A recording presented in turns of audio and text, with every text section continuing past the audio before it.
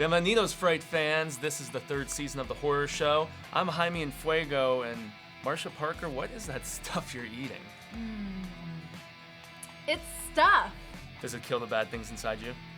I can't tell if I'm eating it or if it's eating me. Well, enough is never enough of the stuff, as we found. No, get it away from me. Ah, Eat it! I don't want to eat it. I'm Eat just it! like that kid in this movie. Eat it! Ah, put that stuff away. We're jumping right into our review, written and directed by Larry Cohen of The Stuff. Warning. We interrupt this presentation with the following urgent message regarding The Stuff. If you see it in stores, call the police. If you have it in your home, don't touch it. Get out. The Stuff is a product of nature, a deadly living organism. It is addictive and destructive. It can overcome your mind and take over your body. And nothing can stop it.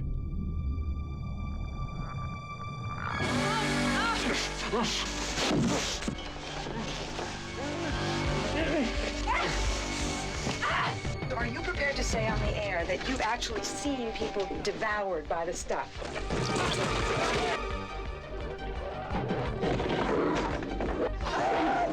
Tonight, America is in grave danger. It's gonna kill you! It's gonna kill you all!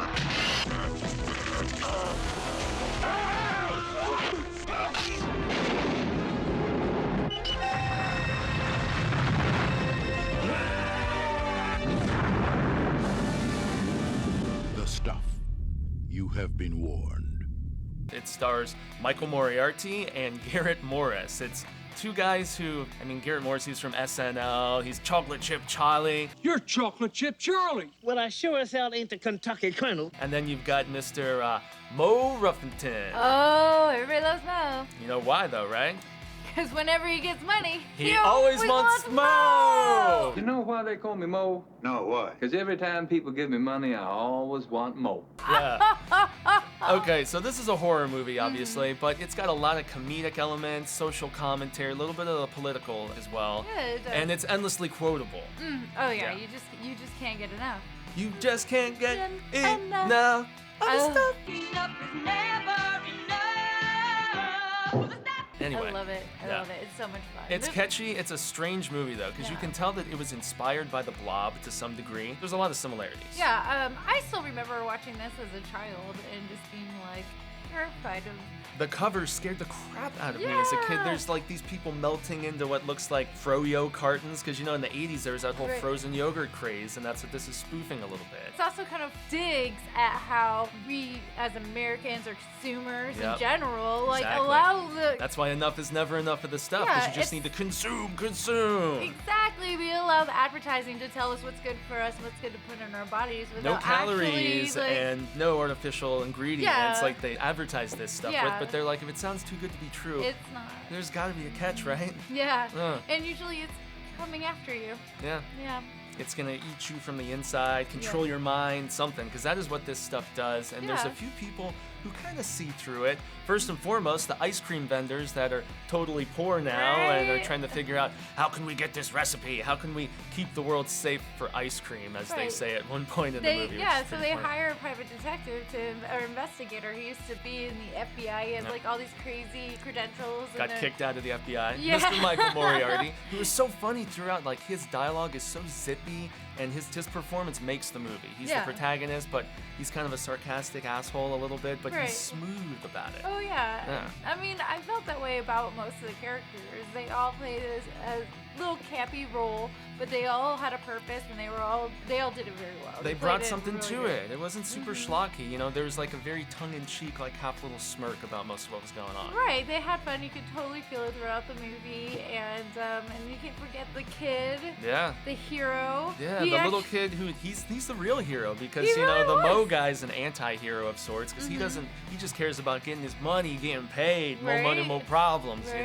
But the kid, he has his family getting addicted to this stuff, and Like he meth. immediately sees through it. And even as they beckon him to be part of the family, he resists. And we're not gonna mention We don't wanna everything spoil that too much, happens. but 'Cause got our spoiler review. If you haven't seen it, you really, really should. It should be on every household DVD rack. Yeah, it's an It really underrated film, very underrated, and most people haven't even heard of it. I think it got lost in that center of the 80s, came out in '85. Horror was so in vogue, and there was just such an onslaught of stuff. Well, yeah, let's talk about the effects a little bit because it was more practical than CGI, I would say. Yeah, we're talking like fire extinguishers and shaving cream The head and stuff like that. exploding, and the stuff actually coming out. Yeah, it was all practical. There was no CGI. Yeah, These effects it at all. literally looked like porcelain faces getting smashed at times. Right, so right. it's not really the type of gore that's going to gross you out in this Yeah. movie. It really plays into the whole tongue-in-cheek kind of, winking at you as a face is exploding. Larry Cohen is like a low-budget B-movie extraordinaire. He's done everything from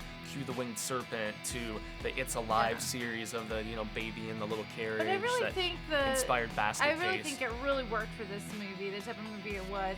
It had a lot of political views, and they used those practical effects to kind of point out how ridiculous all of this is, and how we fall for all and they're this kind of stuff, poking and we fun really at it, though, yeah, which we is really some of the should be best following ways it, to talk about politics. Kind of make fun of it a little bit. Don't take it that seriously. Right, and that's like this movie, you just can't take it seriously. So don't go in it thinking, oh, I'm gonna need to see all these special effects, and don't dog it because you don't get those effects. Sometimes you just gotta take it back, go back to the good old days when you're just gonna have fun with the movies. And this film is officially 30 years old now, in Oh, 2015, because wow. it came out in '85, and it's very a relic of the times, from the music to the fashion. Oh, the music and the slogans that they have and the commercials. It takes you that they right back, do. doesn't it? Oh my gosh, it reminds me of when before I was born, because I'm not that old.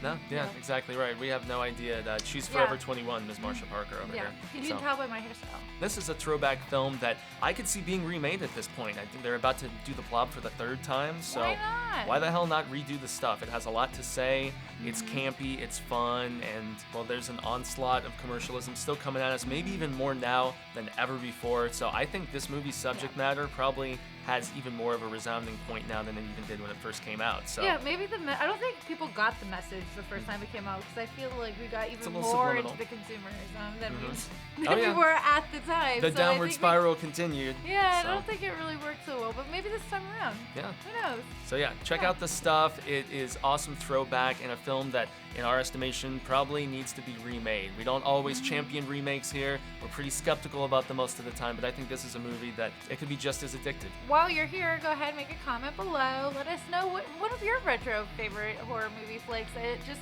80s horror. What is your favorite 80s horror flick? There's a new generation out there that just doesn't understand. They weren't even born yet, for God's sake, and Masha. they don't even try.